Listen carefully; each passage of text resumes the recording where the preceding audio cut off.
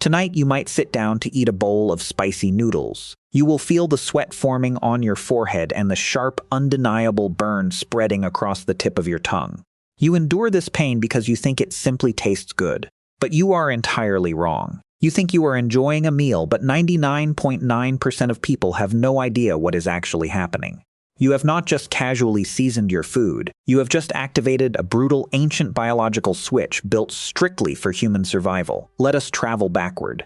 Far beyond the comfort of your kitchen, past the invention of the refrigerator, deep into a time when human existence was entirely at the mercy of the elements. Imagine a world before electricity, before grocery stores, before ice. You are standing in the sweltering, oppressive heat of an ancient jungle or a harsh savanna. The air is thick, humid, and unforgiving. In this environment, food is not a luxury. Food is a fleeting, desperate victory. When our ancestors managed to bring down an animal, the clock immediately started ticking. Without cooling, scavenged meat begins to rot almost instantly in the blistering daytime heat. The stench of decay would fill the camp. For decades, modern society has told itself a very comfortable, logical story about this exact moment in human history. We assume that early humans started grinding up fiery roots and violently hot peppers just to mask the terrible putrid flavor of spoiling meat. We think of it as primitive culinary creativity. We tell ourselves that they wanted to hide the taste of death, or perhaps they just want to make their bland diet slightly more exciting. We look at a chili pepper and see a flavor enhancer, a simple ingredient used to elevate a meal. We project our modern obsession with gastronomy onto people who were literally starving in the dark. It makes perfect sense to our civilized minds, but it is completely wrong. The simple concept of taste is a rare luxury born of absolute safety. When you are surrounded by the brutal reality of the ancient world, culinary pleasure is a meaningless concept. The wilderness does not reward chefs. The wilderness does not care about your palate. Nature does not care about taste. Nature only cares about survivors. Those early humans were not trying to become ancient gourmets. They were not suffering through the agonizing burn of a chili pepper because they wanted a more interesting dinner. They were participating in a silent, invisible war. And it brings us to the part of human history that history itself tried to hide from you. And here is what history intentionally hid from you. The danger was not just the predators lurking in the dark beyond the firelight. The real threat was invisible, waiting silently inside the very meat our ancestors fought so desperately to claim. In the sweltering heat of equatorial climates, a dead carcass becomes a biological time bomb within hours. Microscopic pathogens, deadly bacteria, and lethal microbes multiply at a terrifying rate. If you consume that meat, you do not just get a stomachache, you die. This is not an exaggeration. Early humans possessed no medicine, no sanitized kitchens, and absolutely no understanding of germ theory. Yet they discovered a brutal but effective chemical weapon. It was not a sword. It was a plant. The sharp, burning sensation you feel when you bite into a chili pepper is caused by a compound called capsaicin. For decades, we mistranslated this pain as a simple culinary preference, but extensive research into the antimicrobial functions of spices revealed a much darker, heavier truth. In regions with the hottest, most unforgiving climates where food spoils the fastest and bacteria thrive the most, human cultures evolved to use significantly more spicy ingredients. They did not do this for the flavor. They did it because the harsh chemicals inside those fiery peppers literally rip apart the cell walls of foodborne pathogens. The burning spice was a biological shield. Think about the sheer magnitude of this unconscious evolutionary mechanism. Our ancestors were blindly navigating a world trying to kill them from the inside out. They had no microscopes to see the deadly bacteria. They only knew that when they crushed these painful, blistering plants into their deteriorating food, fewer members of their tribe perished in the night. The intense, agonizing heat of the spice was the exact price of admission for staying alive in an unforgiving world. You are not eating a condiment. You are tasting the primitive armor of human survival. We looked at a tiny, vibrant red pepper and saw a colorful garnish for our meals. Nature looked at it and saw a highly lethal defense mechanism against an invisible, microscopic apocalypse.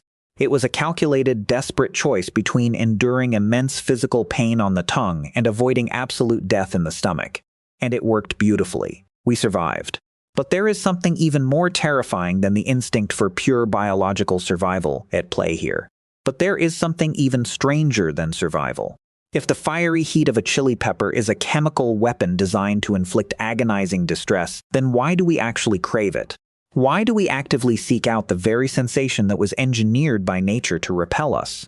Think about the biological reality of what happens when you eat something spicy. The capsaicin physically binds to the pain receptors on your tongue. It sends an immediate, urgent distress signal directly to your brain. Your body reacts exactly as if it were touching a hot stove. You sweat, your heart races, your eyes water, your nervous system is screaming at you that you are in physical danger. Every other rational mammal on the face of the earth obeys that warning. If an animal bites into a hot pepper, it spits it out and never touches it again. Animals trust their survival instincts. People do not. We are the only species on this planet that actively disobeys our own internal alarms. And the reason why reveals a fascinating, almost unsettling truth about human psychology. Extensive behavioral research by Paul Rosen into this exact phenomenon uncovered a concept known as benign masochism. We do not just tolerate the physical suffering caused by capsaicin. We intentionally subject ourselves to it. We have mastered the art of voluntarily enduring pain because we know deep down that there is no actual threat. Your conscious mind is literally playing a trick on your primitive nervous system. When the alarm bells ring, your brain panics and releases a massive flood of endorphins and dopamine to cope with the perceived injury. But the injury never comes. The tissue is not actually burning. You are left with a sudden, powerful rush of euphoria entirely manufactured by a false alarm. What if that burning sensation is not a punishment at all? What if, over thousands of generations, we turned it into a reward? What if the thrill of eating spicy food is just your brain enjoying the rush of surviving a fake fire? We took a deadly biological defense mechanism, a chemical weapon forged in the brutal heat of the ancient wilderness, and we turned it into a recreational thrill. We hijacked our own pain receptors for entertainment. No other creature possesses the psychological complexity to safely play with pain. We look at the very thing that signals physical destruction, and we laugh at it. We pour it over our modern meals. We challenge each other to eat the hottest peppers we can cultivate. We conquered the invisible threats of the ancient world, and then we turned the agonizing cure into a twisted, comfortable game.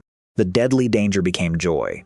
So the next time you sit down at your kitchen table and look at that steaming bowl of spicy noodles, pause for a moment. Look at the vibrant red chili flakes floating in the broth. You are not just looking at a simple agricultural product. You are looking at a monument to human desperation.